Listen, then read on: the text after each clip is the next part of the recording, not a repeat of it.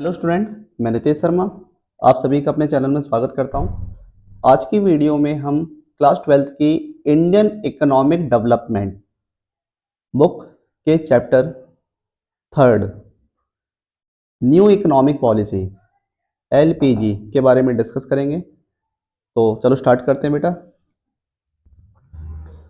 देखिए, सबसे पहला क्वेश्चन है इसमें, which of the following organisation is popularly known as world bank, right. इनमें से कौन से ऑर्गेनाइजेशन को वर्ल्ड बैंक के नाम से जाना जाता है? तो वर्ल्ड बैंक का जो दूसरा दूसरा नेम है वो है international bank for reconstruction and development, right.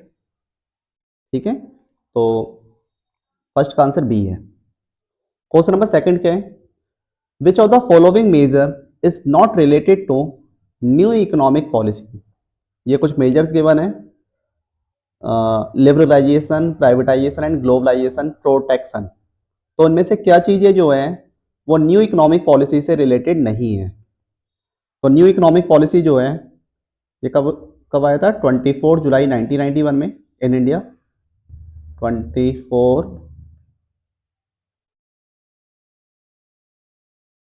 जुलाई 1991 में इन इंडिया। और न्यू इकोनॉमिक पॉलिसीज के अकॉर्डिंग तीन तरह के चेंजेस हुए थे, L, P and G. It means liberalisation, privatisation and globalisation, right. तो लिबरलाइजेशन भी न्यू इकोनॉमिक पॉलिसी से रिलेटेड है, प्राइवेटाइजेशन भी न्यू इकोनॉमिक पॉलिसी से रिलेटेड है एंड ग्लोबलाइजेशन भी न्यू इकोनॉमिक पॉलिसी से रिलेटेड है। तो इसका आंसर क्या रहेगा? D, right. देखिए नेक्स्ट क्वेश्चन क्या है, फाइनेंशियल सेक्टर इंक्लूड। देखिए फाइनेंशियल सेक्टर में क्या क्या चीजें इंक्लूड होती हैं। फाइनेंशियल सेक्टर का मतलब हो गया फाइनेंशियल इंस्टीट्यूशन, ठीक है, stock exchange market and foreign exchange market. तो उसमें फाइनेंशियल इंस्टीट्यूशन भी गिवन है, स्टॉक एक्सचेंज मार्केट भी गिवन है एंड फॉरेन एक्सचेंज मार्केट भी गिवन है।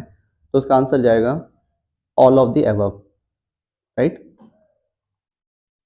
देखिए क्वेश्चन नंबर फोर्थ क्या है, one of the major aim of financial sector reform is to reduce the role of RBI from. देखिए फाइनेंशियल सेक्टर रिफॉर्म में liberalisation के अंडर में चार तरह के रिफॉर्म हुए थे, industrial sector reform, financial sector reform, fiscal reform and external sector reform. तो फाइनेंशियल सेक्टर रिफॉर्म के अंडर में के अकॉर्डिंग सबसे बड़ा चेंज क्या हुआ था कि जो आरबीआई का रोल है वो रेगुलेटर से चेंज होके फैसिलिटेटर में चेंज हुआ था, राइट। तो आरबीआई का रोल जो है वो रेगुलेटर से चेंज होकर किस में चेंज हुआ था? फैसिलिटेटर में चेंज हुआ था, राइट। देखिए नेक्स्ट क्वेश्चन क्या है, government taxation and public expenditure policy. Government की टैक्स से रिलेटेड और गवर्नमेंट का पब्लिक पे एक्सपेंडिचर से रिलेटेड पॉलिसीज को क्या कहते हैं? फिस्कल पॉलिसी कहते हैं बेटा, ठीक है। तो इसका आंसर क्या जाएगा? B, fiscal policy. Question number 6 क्या है, it refers to contracting out some of its activities to a third party which were earlier perform by the organisation. मतलब कोई भी एक ऑर्गेनाइजेशन है और उसके कई सारे काम हो सकते हैं और उसमें से कुछ एक्टिविटीज वो खुद परफॉर्म ना करके किसी थर्ड पार्टी से करवा रहे हैं, किसी अदर पर्सन से करवा रहे हैं और उस अदर पर्सन को थर्ड पार्टी कहते हैं। तो it's an part of the it's an definition of the outsourcing. तो इसका आंसर क्या है? A, outsourcing, right. देखिए नेक्स्ट क्वेश्चन क्या कह रहा है, which of the following reason lead to the introduction of new economic policy in 1991। मतलब 1991 में जो न्यू इकोनॉमिक पॉलिसी लॉन्च हुई थी तो उसके पीछे का रीजन क्या था? उसके पीछे का रीजन क्या था कि poor performance of public sector. Public sector का जो परफॉर्मेंस है काफी पुअर रहा है, ये बिल्कुल सही है, क्योंकि 1991 से पहले ज्यादातर जो कंपनियां थी वो पीएसयूज की थी, ठीक है, और उस पर काफी ज्यादा इन्वेस्टमेंट होने के बावजूद भी उनका परफॉर्मेंस काफी पुअर था, ठीक है। Consistent rise in the general price level, but अब प्राइस लेवल भी काफी ज्यादा बढ़ती जा रही थी, ये भी एक रीजन था जिसकी वजह से एलपीजी आया था। फॉरेन एक्सचेंज क्राइसिस, ये भी एक रीजन रहा था कि हमारे पास में फॉरेन एक्सचेंज का रिजर्व ऑलमोस्ट खत्म हो चुका था, ठीक है, मतलब इतना भी नहीं बचा था कि हम 10 डेज के इंपोर्ट के बिल की पेमेंट भी कर सके, राइट। तो it's all the reason of behind the new economic policy launch.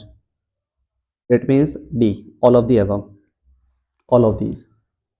Question number 8 क्या है? Which international organization replaced general agreement on trade and tariff? ठीक है, इनमें से कौन सा इंटरनेशनल ऑर्गेनाइजेशन जो है वो जिसने गेट को रिप्लेस किया है? General agreement and trade and tariff मतलब गेट। तो गेट को रिप्लेस करके जो न्यू आया है वो आया है world trade organisation WTO in 1995, right. देखिए नेक्स्ट क्वेश्चन क्या है?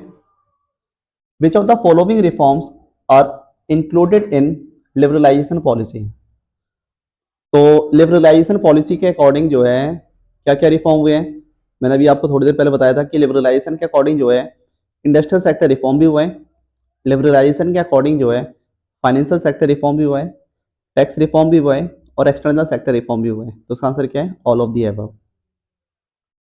Government declared public sector undertaking as Navratna. Government ने जो है कितनी कंपनियों को नवरत्न डिक्लेयर किया है? तो 1996 में 9 PSUs को गवर्नमेंट ने नवरत्न डिक्लेयर किया था, ठीक है ना। तो नवरत्न के अकॉर्डिंग क्या था कि जो PSUs थी इनको ऑटोनॉमी दे दी गई थी to take day to day decision regarding to the operational managerial and financial matter without any permission by the government, right. तो इससे क्या हुआ कि उनकी एफिशिएंसी अच्छी हुई थी और उनका परफॉर्मेंस इंप्रूव हुआ था, ठीक है। तो इसमें कितनी कंपनियां हैं? 9। क्वेश्चन में 11th ये रिपीट ही है जो हमने लास्ट पढ़ा था। Refer to the contracting out some of its activities to the third party which were earlier perform by organisation.